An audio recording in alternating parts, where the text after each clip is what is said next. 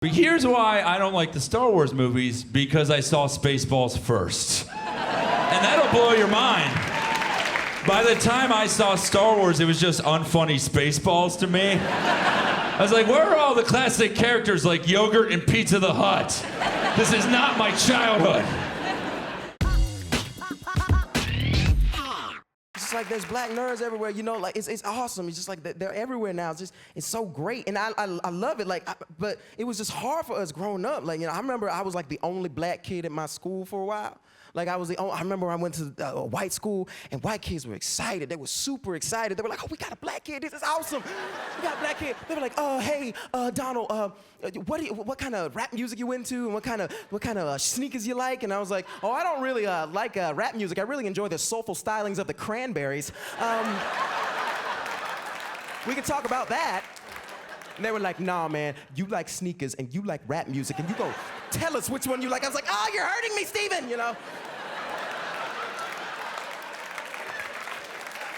Game called, they're hard too. Like, there's a game called Heavy Rain on PlayStation 3.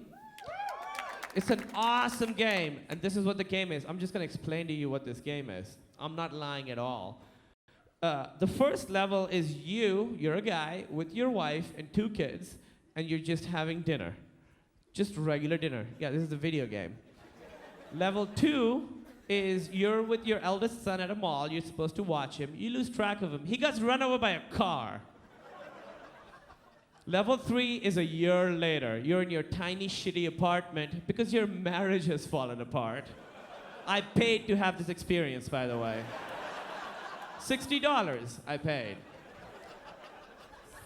And it's the weekend you get your son, the other one, the one that didn't die because of your negligence, you know? And he shows up, and he's so sad, you guys. So sad. He didn't hear, it takes more muscles to frown. You know, he's just very sad. You make him dinner, which is like, you just put in a TV dinner, and you hit the microwave, and you pull it out, and you sit next to your kid while he's eating, and you ask him questions. How's school? It's fine. How are your friends? I don't have any because I'm too sad. And so there are all these questions you ask, and then you have no more questions left. You literally run out of things to say to your son. And the game makes you sit there in complete silence for another 2 minutes as your son finishes his TV dinner, which is cold in the middle because I didn't hit X at the right time.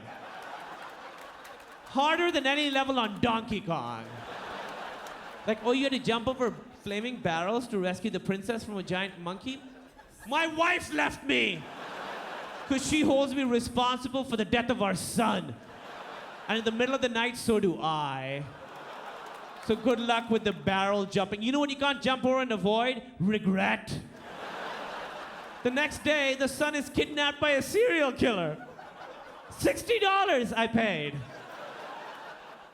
A lot of people assume I was a nerd growing up, which is offensive, unfair, untrue. I was not a nerd.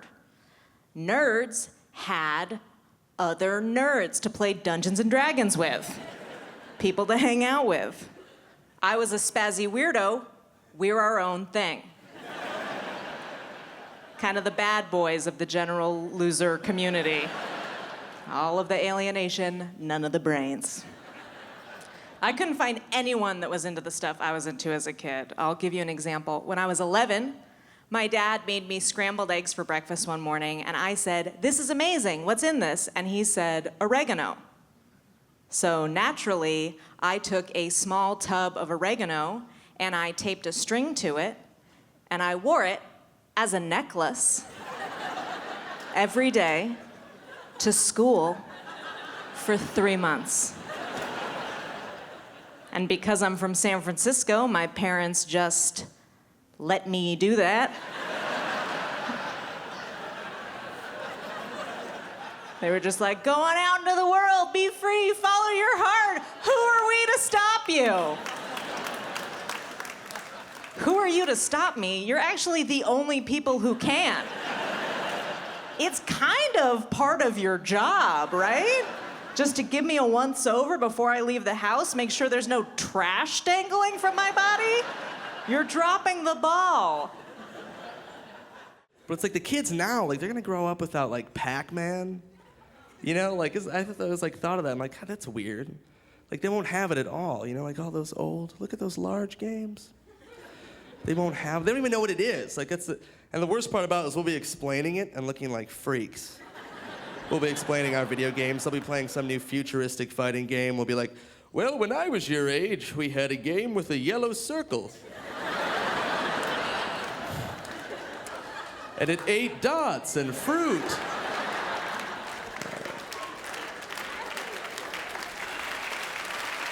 And then it would be chased by ghosts. Oh my, oh.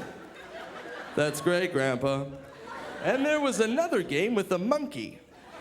And he threw barrels at you, and you had to jump them or they'd hurt you. I gotta go, Grandpa. Wait, I didn't tell you about the frog who tries to cross the street. I've always wanted to be good at sports. Ever since I was little, be really good at sports, impress my friends and stuff. But I'm such a theater nerd that one time I was talking about football and forgot the word quarterback.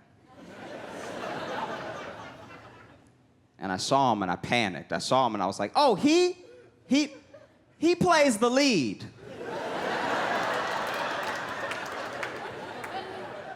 He's not one of the understudies on the bench. He's a star. He's the best one. I only played football once. I was 10 years old. Little League made me a lineman. That's the right response. Because now it's my job to protect the main character. This isn't even the part that I auditioned for, all right? I would have loved the role of team manager or something backstage. But of course, the kid across from me is the black dude from the Green Mile, so he's the biggest person I've ever seen in my entire life. And they blow the whistle, and he hit me so hard that there was a divot in the ground where my shoulder went in.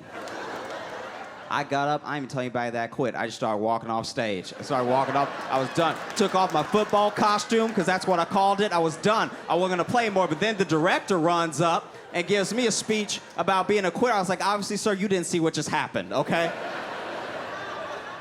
I might be 10 on my right side for the rest of my life.